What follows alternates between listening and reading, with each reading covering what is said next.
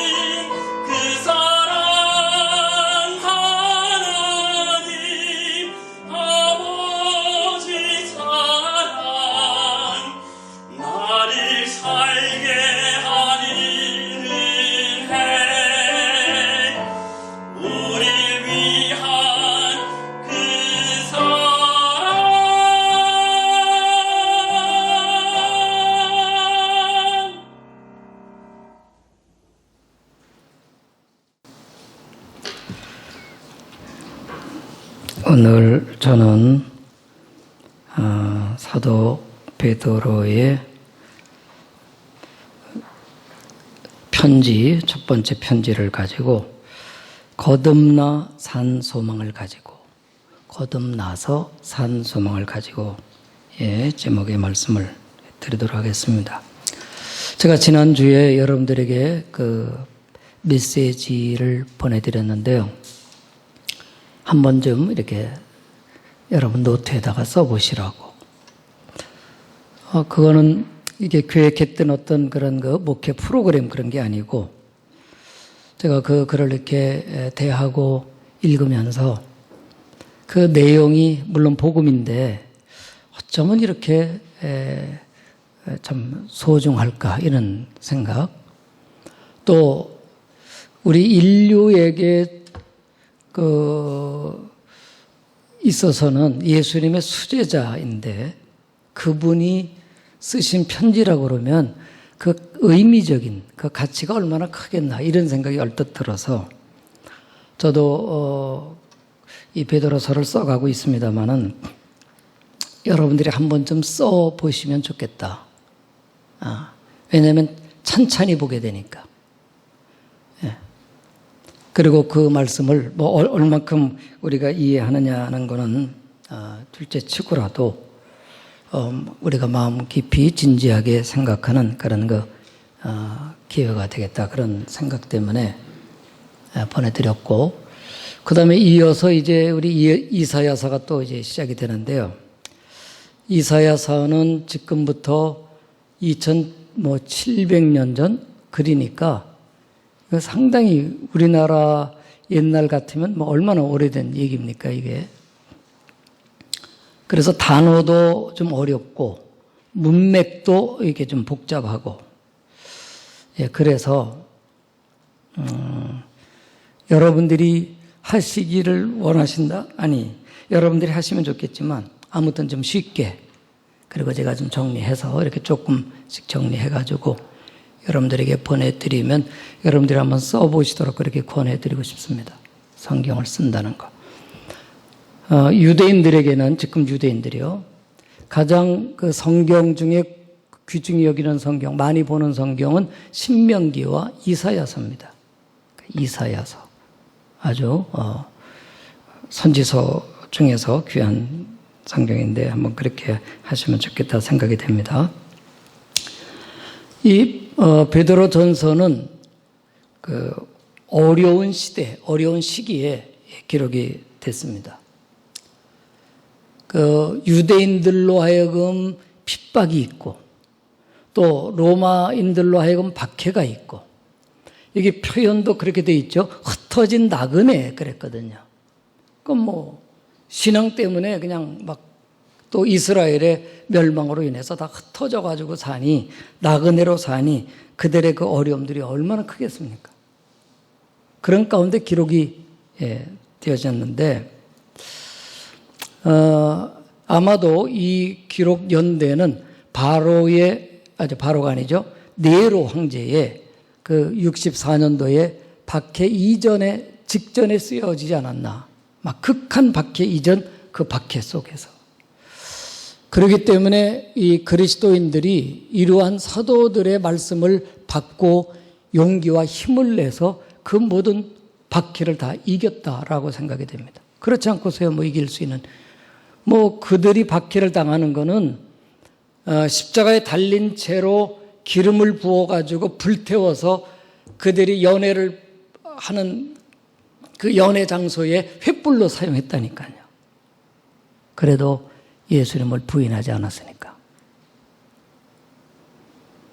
오늘날 우리 이 세계의 시대는 어느 때보다도 첫째는 평안하고 편리한 시대일 수 있습니다.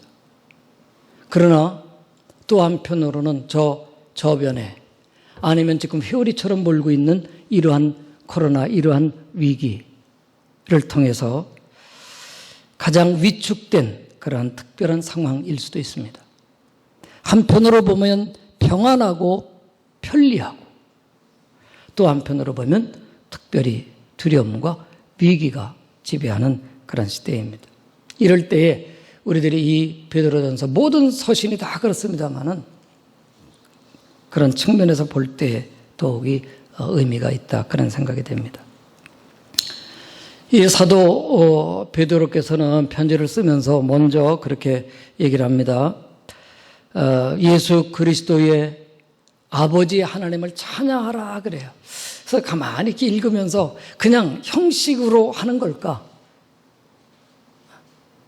예, 인사말 끝나자마자 우리 주 예수 그리스도 하나님 아버지를 찬양하자. 그냥 가슴 속에요.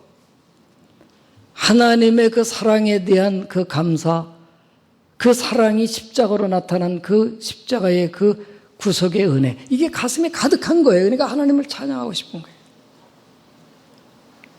그리고는 그 찬양의 이유를 이제 설명해 내려가고 있습니다.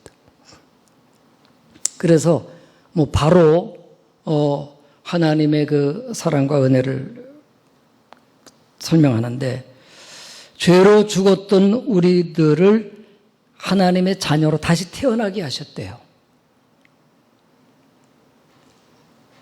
이게 너무 빨리 이게 지금 이게 말씀의 어떤 거점을 너무 빨리 이게 정한 것 같죠?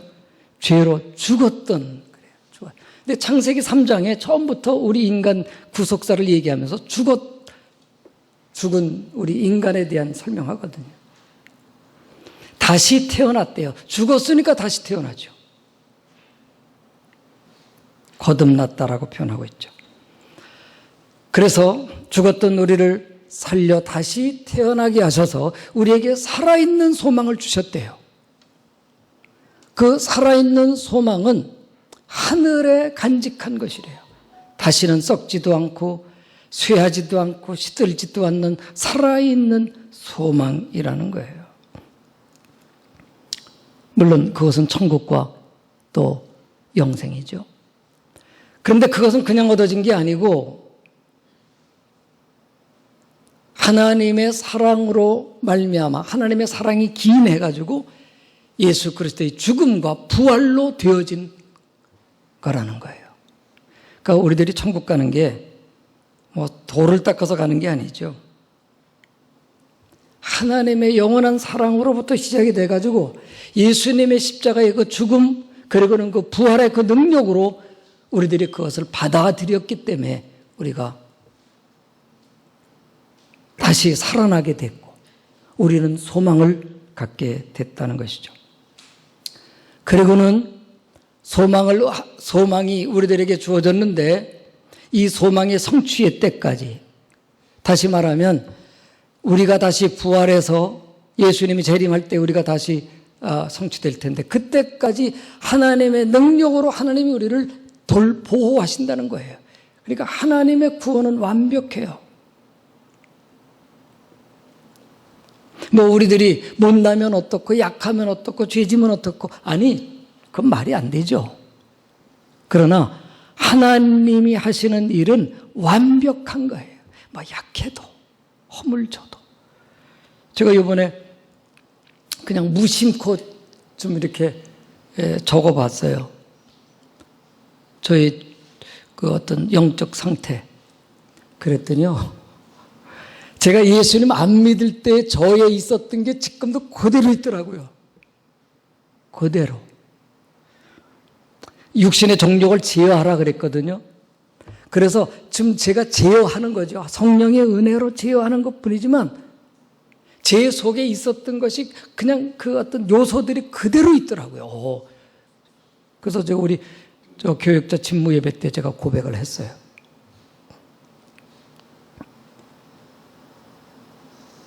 그러나 저를 구원하신 그 구원은 무로 돌아갈 리가 없죠. 하나님이 하시는 일이니까. 구원도 하나님이 하셨고 그 구원의 완성도 하나님의 일이니까.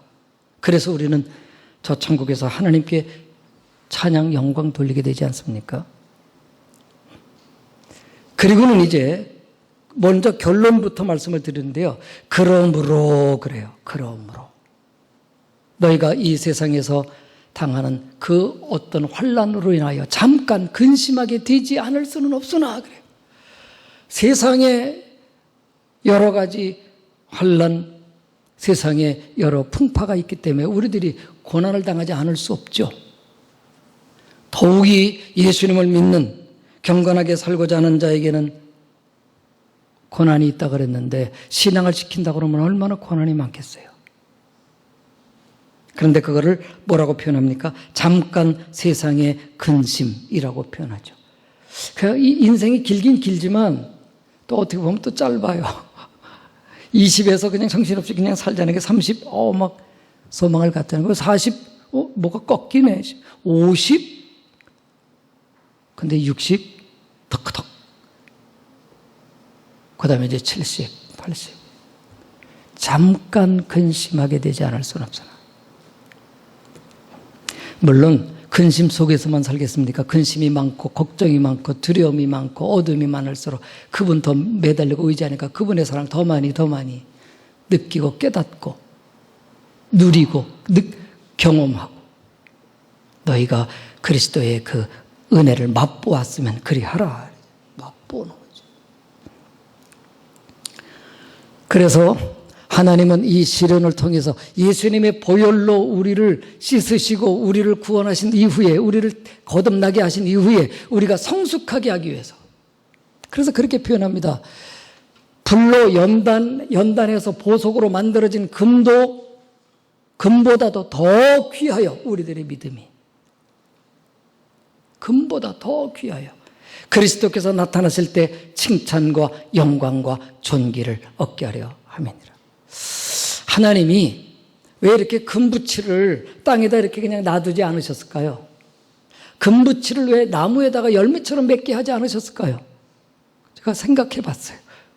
대단한 진리는 아니고요. 그냥 돌 속에 금들이 이렇게 있지 않습니까? 그죠? 그걸 어떻게 하라고요? 뜨거운 불로 재련하라고요. 뜨거울수록, 오래 할수록, 14K도 있고, 24K도 있고, 그러지 않습니까? 100%. 하나님이 이 세상에서 우리를 저 천국의 백성, 하나님의 나라를 위협으로 받을 하나님의 자녀로 만드시는 일에는 하나님의 말씀이 깊이 들어오게 하기 위하여 우리의 육신을 하나님이 깨뜨리시는 여러 가지 작업 중에 가장 싫은 거, 내가 가장 두려워하는 거, 그런 것을 하나님이 우리에게 덕커덕 주셔서 우리로 하여금 깨어지고 하나님의 말씀 외에는 없구나를 깨닫게 하시려고. 그분의 구속 외에는 없는 거구나. 그분만 붙잡아야 되는구나. 이거예요. 그러면서 너희들이 시련 속에서 그렇게 믿음을 갖고 있는데 너희들이 예수님을 본 적이 없지만 예수님을 사랑하고 지금도 예수님을 보지 못하지만 오직 예수님만을 의지하고 그리고 지금도 아직 손에 잡지는 않았지만 말로 할 수 없는 영광스러운 즐거움으로 기뻐하노라. 저는 이 말씀이요, 지금 처음 보는 줄 알았어요. 베드로 전서 그래도 제가 수번 읽었지 않겠어요? 말로 할 수 없는 영광스러운 즐거움으로 기뻐하노니. 그렇죠. 우리 기독교인의 삶이 그런 거 아닌가요? 같이 이 말씀 되뇌어 볼까요? 말로 할 수 없는, 한번 같이요. 말로 할 수 없는 영광스러운 즐거움으로 기뻐하노니. 말할 수 없는 영광스러운 즐거움으로 기뻐한다. 이게 그리스도인의 삶이다 하는 것이죠. 이제 그러고는 이어서 우리 그리스도인들, 예수님의 사람들의 그 성품과 그들의 일상의 삶에 대한 얘기를 하시는데요. 이렇게 말씀을 하십니다. 그러므로 주님이 다시 오셔서 가져다 주실 은혜의 영광을 바라고 하나님 백성으로서의 삶을 살도록 근신하라, 주의하라. 구원받은 우리들, 그러니까 몸을 깨끗하게 씻은 우리들은 티끌 묻을까 봐 조심하지 않습니까? 다시 오셔서 가져다 주실 은혜의 영광을 바라보고 하나님의 백성의 삶을 살도록 근신하고 주의하라.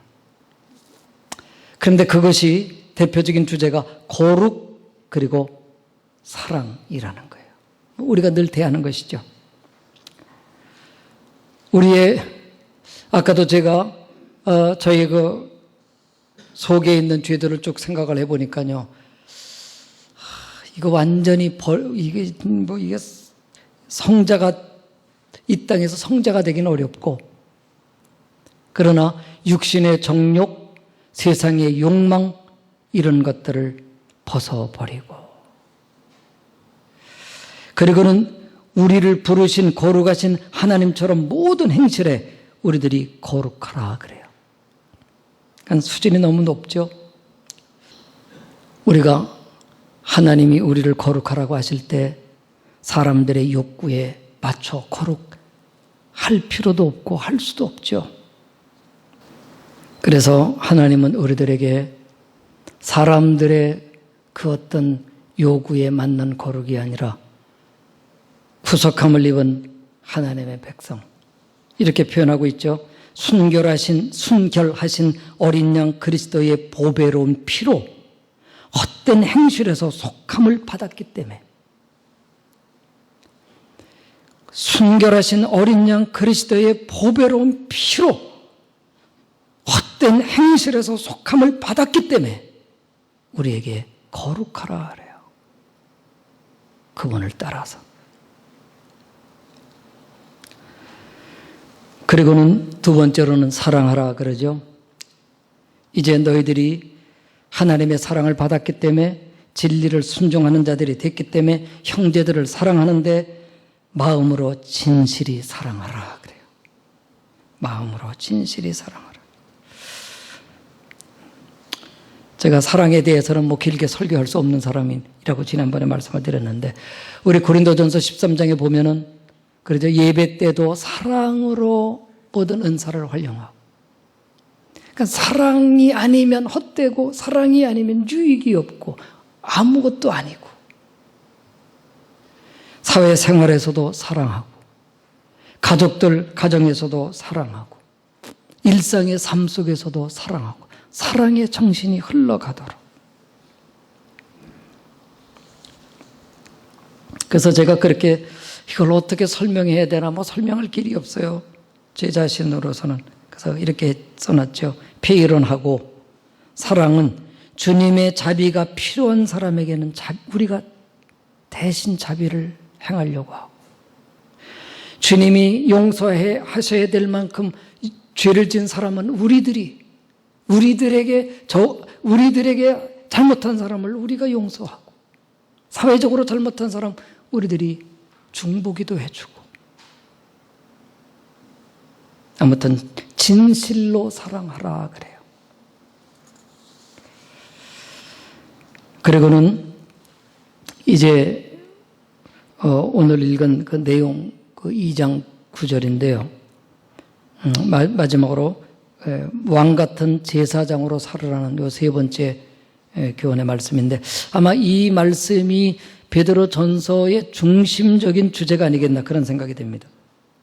2장 9절에 이렇게 돼 있죠. 너희는 택하신 족속이요, 백성이라는 거죠.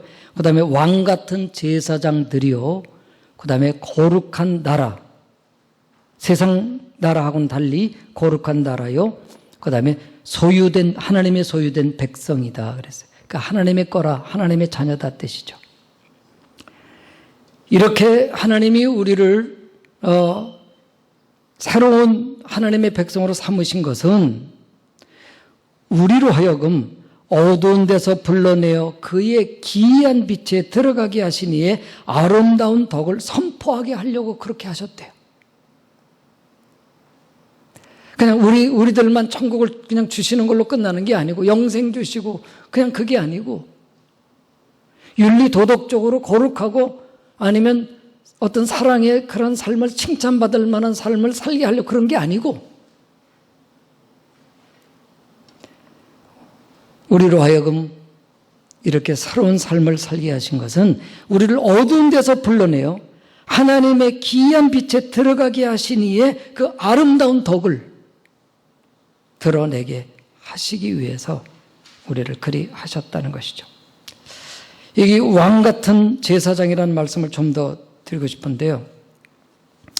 사실은 이 왕 왕이다. 그 다음에 제사장이다는 이 말씀이요. 사실은 우리 기독교인들에게 주시는 분명한 하나님의 뜻이고 말씀인데 좀 안타까운 것은 이것을 우리들이 실감하지 못하고 좀 믿지 못하고 그렇게 살지 못하는 부분이 너무나 많습니다. 왜 그러냐면 하나님이 우리를 왕이라고 그러시는데 그거는 저 천국 가면은 그냥 그렇게 천국으로 이렇게 천년 왕국에 가면은 그런데 성경을 자세히 보면요 그게 아닙니다. 제가 좀 말씀을 드릴게요. 여기 왕 같은 제사장이다 할 때에 이 왕은 이 로얄이거든요. 이게 왕족의 신분이라는 거예요. 여러분, 하나님이 우리를 왕족, 왕으로 여기신다는 거예요. 여러분 믿으십니까? 잘 안 믿어지시죠?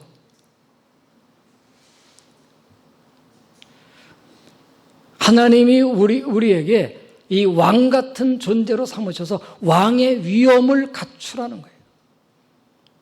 왕의 그 영화를 우리의 마음으로 누리라는 거예요.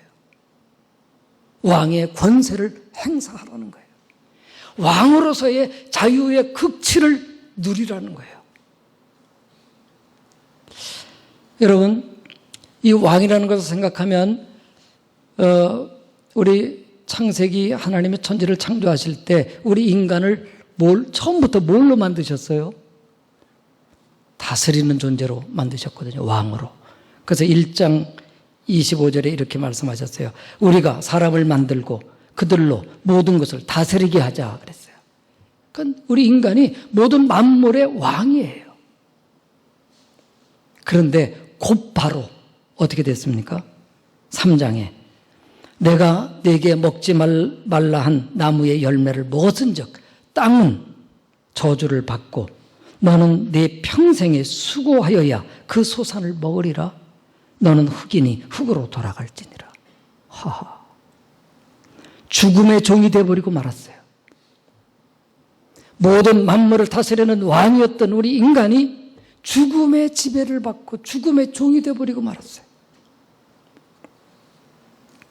그런데 이제 우리는 우리 역사의 중간에 예수 그리스도께서 오셨지 않습니까? 멸망치 않고 영생을 얻게 하시려고요. 그 예수님에 대한 얘기를 사도 바울이 말씀하시는 중에 이렇게 말씀합니다. 로마서 6장에 하나님께 감사하리로다.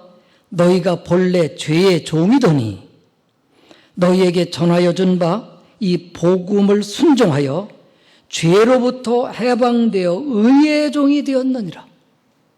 죄의 종, 사망의 종이 되었던 우리 인류에게 이제는 예수 그리스도를 믿음으로 말미암아 의의 종이 되었다는 거예요. 의의 종. 이제 의를 따라 사는 거예요. 의의 지배를 받아요.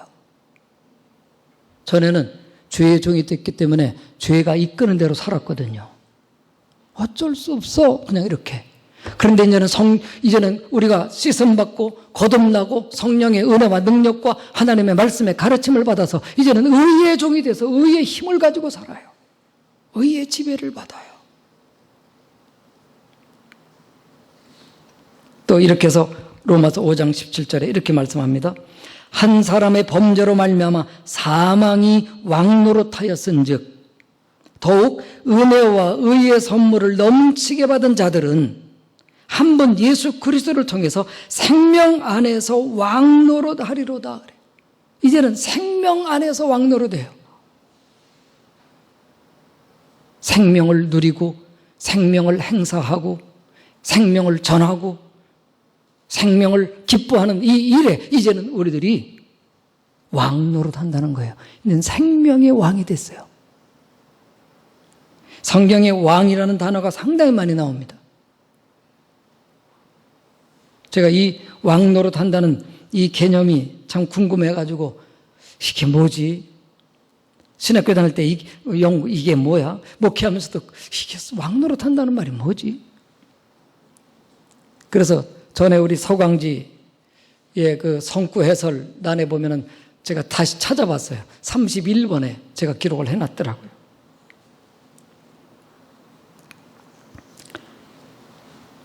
이제는 우리들이 생명 안에서 왕 노릇한다 그랬습니다. 이전에는 죽음의 종이 되었고 죄의 종이 되었던 우리들이 이제는 의의 종이 되었고 이제는 생명의 왕이 됐다는 거예요. 이것이 사도 바울의 말씀인데요. 사도 요한의 말씀을 잠깐 더 좀 소개를 할게요. 그 뭐냐면 요한계시록이에요. 요한계시록에 보면 예수님이 영원한 왕이 되셨는데 그 예수님과 함께 죽은 사람들이 저 하늘에서 지금 현재 왕 노릇하고 있다고 그래요. 제가 좀 소개해 드릴게요. 계시록 11장인데 좀 읽을게요. 세상 나라가 우리 주 그리스도의 나라가 되어, 세상 나라가 우리 주 그리스도의 나라가 되어 그가 세세토록 왕 노릇하리로다. 이제는 지금은 이 세상에 죽음의 세력이 왕 노릇했지만 예수님이 세세 무궁토록 왕 노릇한다는 겁니다. 그 다음에 이제 계시록 20장 6절에 보면 천국에 이제 지금 낙원에 가 있는 사람들이에요. 먼저 죽은 사람들, 죽지 않았죠. 몸을 벗고 지금 낙원에 가 있는 사람들이에요.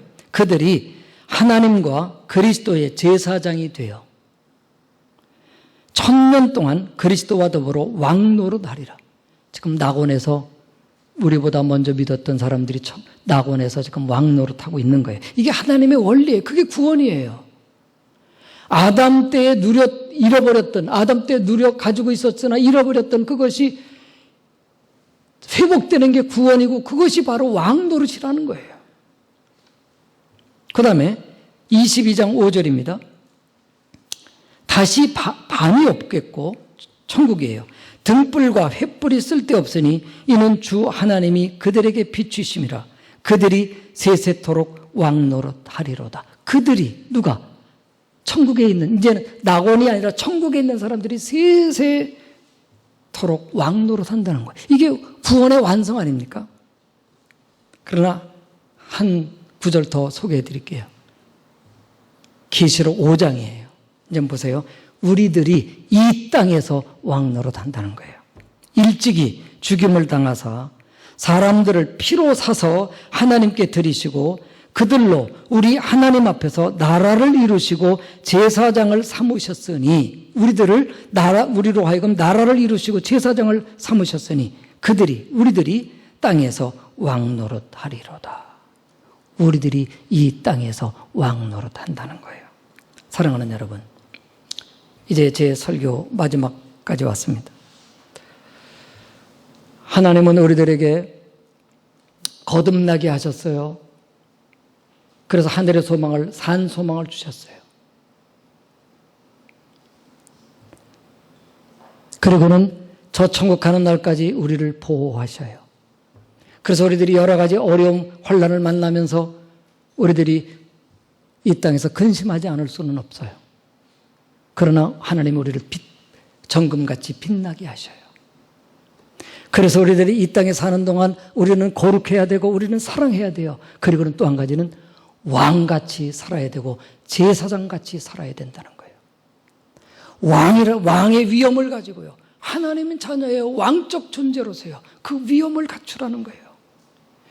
세상에 여러 가지 두려움이 다가오고 위기가 다가와도 왕처럼의 권세를 행하라는 거예요. 조심하는 거하고 담대한 거하고는 달라요. 같이 해야 되지만 우리가 사람들로 하여금 박해를 당하고 어려움을 당할 때 왕처럼 좀 넉넉하라는 거예요. 왕이니까. 여러분, 왕이 우리 그런 말 있지 않습니까? 기차가 가는데 개가 지낸다 그러면 뭐예요? 개 가서 때리겠습니까? 죽은 자 침놓기라는 말도 있잖아요. 왕같이. 사람들하고 이렇게 다투고 싸우고 남의 비판에 그렇게 휘둘릴 필요가 없어요. 제가 우리 고린도전서 3장을 읽을 때 이게 뭐지 했던 게 요번 생각이 나더라고요. 제가 한번 읽어볼게요. 고린도전서 우리 전에 봤던 내용인데요. 사람을 자랑하지 말라. 만물이 다 너희 것임이라. 바울이나 게바나 아볼로나, 그 다음에 세계나 생명이나 사망이나 지금 것이나 장래 것이나 다 너희 것이요. 너희는 그리스도의 것이요. 그리스도는 하나님의 것이다 그랬어요. 그러니까 바울은요, 모든 걸 다 자기가 가지고 있어요. 사망도 가지고 있고 생명도 가지고 있어요. 지금의 일이나 장래 일 모든 걸 다 가지고 있어요. 걱정 안 해요.